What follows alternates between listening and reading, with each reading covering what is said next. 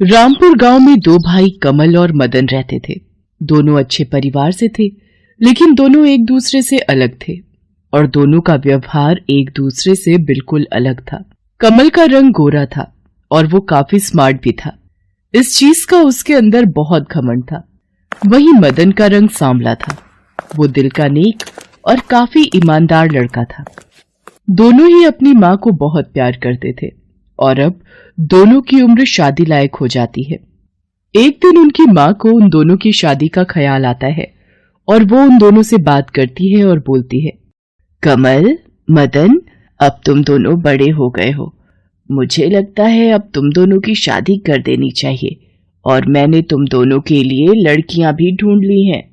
अरे माँ, मुझे तो मेरे जैसी ही लड़की चाहिए, जो दिखने में सुंदर और गोरी हो। हाँ हाँ, क्यों नहीं, मैं अपने बेटे के लिए सुंदर सी ही बहू लाऊंगी। माँ, जैसा आपको ठीक लगे वैसा कीजिए। आप जो भी लड़की पसंद करेंगी मैं उसी से शादी कर लूंगा, पर अभी मुझे देर हो रही है, मुझे ऑफिस जाना है। इतना कहकर कमल और मदन दोनों अपने अपने काम पर चले जाते हैं और कुछ ही दिनों बाद सुषमा अपने दोनों बेटों की शादी करा देती है। कमल की पत्नी अंजलि सुंदर और अमीर थी, वहीं मदन की पत्नी नैना काली और सुशील थी। लेकिन सुषमा को सिर्फ गोरे और सुंदर लोग ही पसंद थे, इसलिए सुषमा अपनी बहू अंजलि से बहुत प्यार से बात करती थी, लेकिन नैना से नफरत करती थी क्योंकि वो काली थी।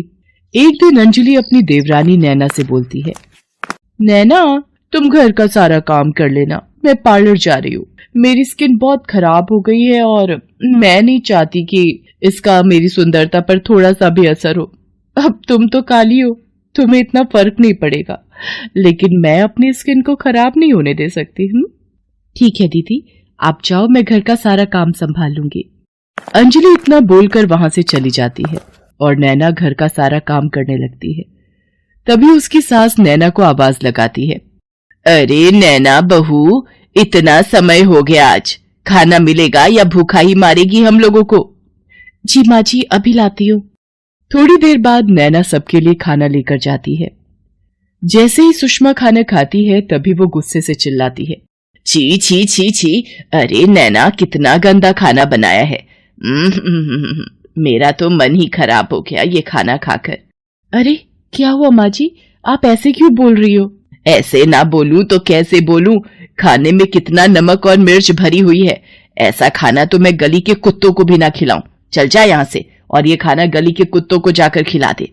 पूरे घर का सत्यानाश कर रखा है।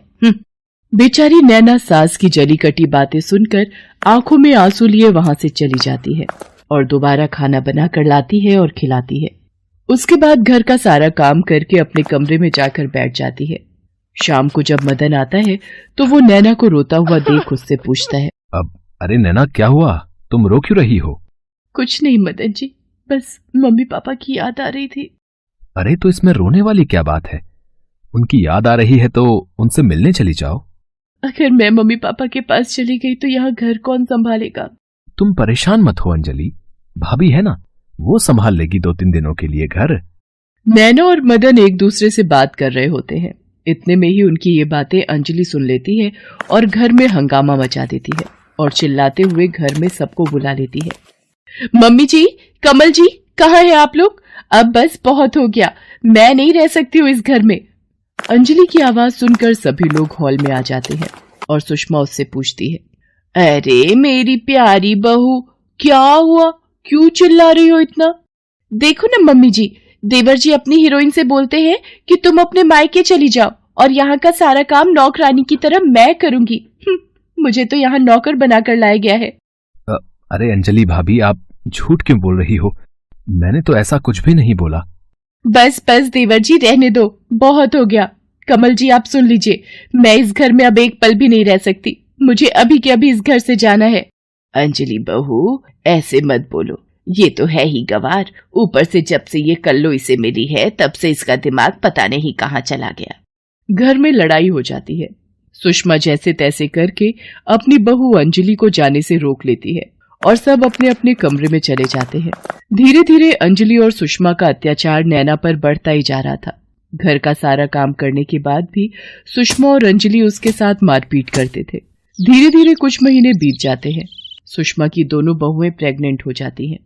एक दिन सुषमा बाजार जा रही थी, तभी रास्ते में उसका एक्सीडेंट हो जाता है, जिससे सुषमा का एक पैर टूट जाता है, जिसकी वजह से वो चल फिर नहीं सकती थी। एक दिन आधी रात को सुषमा को प्यास लगती है। वो अपनी बहू अंजलि को आवाज लगाती है, बेटा अंजलि, एक गिलास पानी दे दे, बहुत जोर से प्यास लग रही है। अरे बुढ़िया, इतनी रात हो रही है, तुझे चैन नहीं है? जब देखो तब कुछ न कुछ मांगती रहती है, परेशान कर दिया है। पता नहीं नैना तेरे ये अत्याचार कैसे झेल लेती है। उसकी जगह मैं होती तो तुझे कब का धक्के मारकर बाहर निकाल दिया होता। अंजलि के मुंह से ये बात सुनकर सुषमा को बहुत बड़ा झटका लगता है। वहीं दूसरी तरफ सुषमा की आवाज सुनकर नैना उसके लिए पानी लेकर जाती है और अपनी सास को पानी पिलाती है। नैना उसकी इतनी सेवा कर रही है, ये देखकर सुषमा को खुद पर बहुत गुस्सा आता है और वो रोते हुए नैना से कहती है, नैना बेटा, मुझे माफ कर देना, मैंने सिर्फ तेरे रंग की वजह से तुझसे नफरत की। मैंने सिर्फ तेरे रंग को देखा, तेरे अंदर की सुंदरता को तो देख ही नहीं पाई। मैं तुझसे हाथ जोड़कर माफी मांगती हूँ, मुझे माफ कर दे। अरे माँ जी, कैसी बात कर रही हैं? आप मेरी माँ हो और माँ अपने बच्चों से हाथ जोड़कर माफी नहीं मांगती, उनके हाथ सिर्फ आशीर्वाद देने के लिए होते हैं। नैना अपनी सास को माफ कर देती है। दोनों अब बहुत प्यार से रहने लगती हैं। ये सब अंजलि बर्दाश्त नहीं कर पाती और वो अपने पति के साथ वो घर छोड़कर चली जाती है। उसके बाद उस घर में वो तीनों खुशी खुशी रहने लगते हैं।